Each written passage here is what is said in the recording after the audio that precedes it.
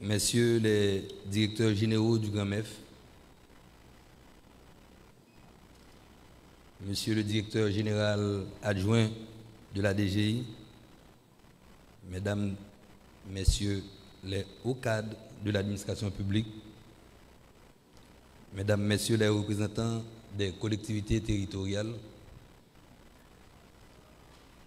Mesdames, Messieurs les représentants des associations patronales, des chambres de commerce et d'industrie, Mesdames, Messieurs les représentants des associations des entrepreneurs, de la société civile et du secteur privé des affaires,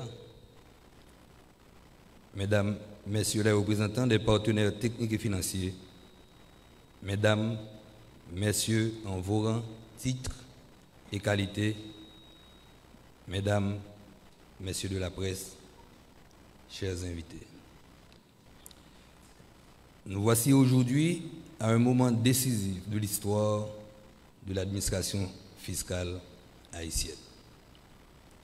Moment spécial de concertation, d'échange et de dialogue où les secteurs forts de la vie nationale acceptent de se mettre ensemble, de mutualiser leurs énergies et leur intelligence en vue de donner forme à travers ce processus de consultation mis en branle par la cérémonie du jour au tout premier code fiscal haïtien. Il s'agit là d'un signal fort indiquant que nous avançons à grands pas vers la mise en place d'un système fiscal capable de participer efficacement aux efforts sans cesse investis par le gouvernement en vue de favoriser l'essor collectif. Pour ce grand bond en avant vers la rationalisation des recettes de l'État, je ne peux ne pas en profiter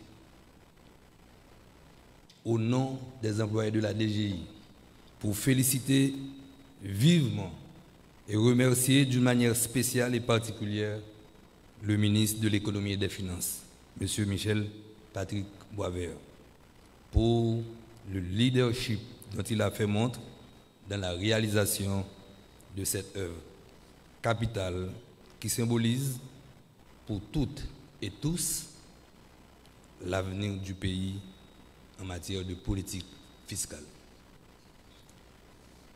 Dans ce même élan, il me faut également adresser mes félicitations et mes sincères remerciements au comité de politique fiscale, CBF, du MEF, qui a su bien coordonner et avec efficacité les activités techniques menées à ce projet de code fiscal, incluant à la fois le Code général des impôts, CGI, et le livre des procédures fiscales, LPF.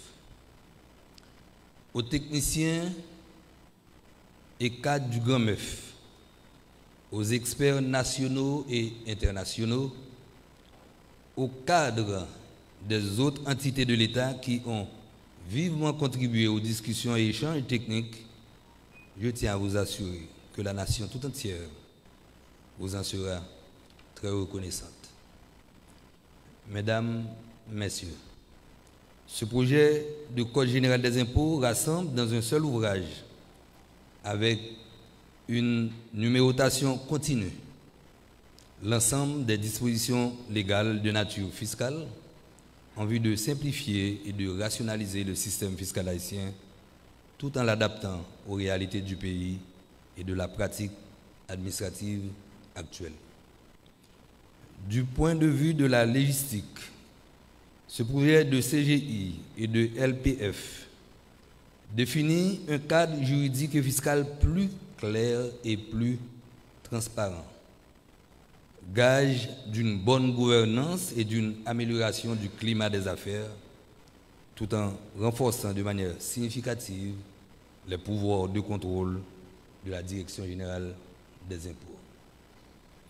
À travers ce code, les textes fiscaux sont simplifiés de manière à faciliter la lecture, limiter les difficultés d'interprétation et faciliter la gestion de l'impôt.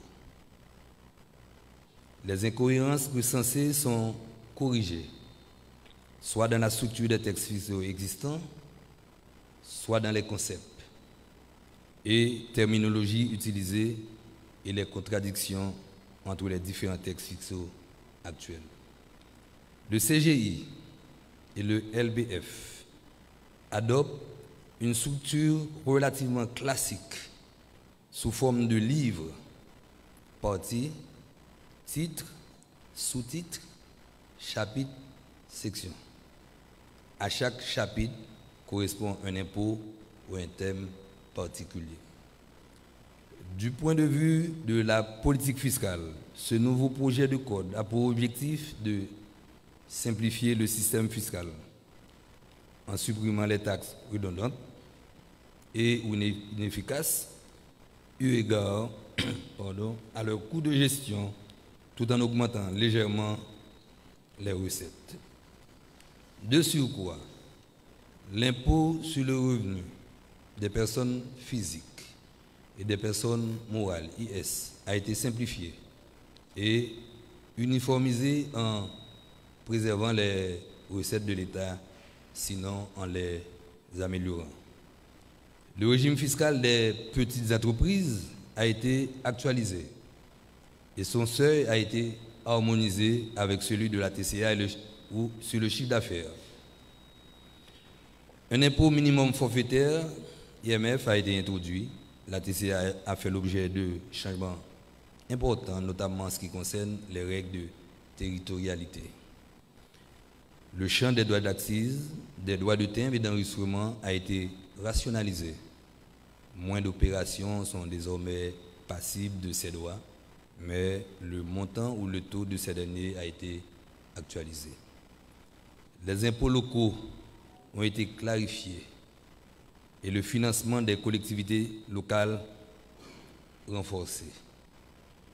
D'une manière générale, de nombreuses taxes ont été fusionnées ou supprimées, notamment lorsque leurs recettes étaient marginales.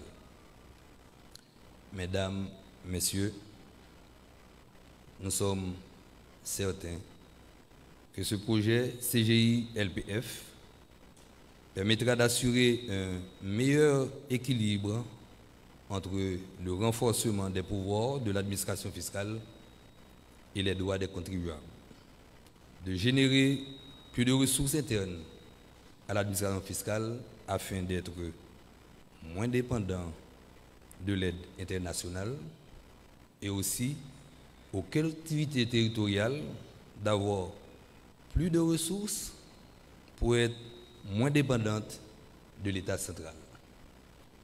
J'encourage donc, en terminant, tous les secteurs représentés ici à participer activement au processus de consultation en cours afin de permettre à ce tout premier code fiscal de notre vie de peuple de voir le jour dans le dialogue, le consensus et de bénéficier ainsi d'une légitimité indiscutable capable de garantir la force de sa mise en œuvre.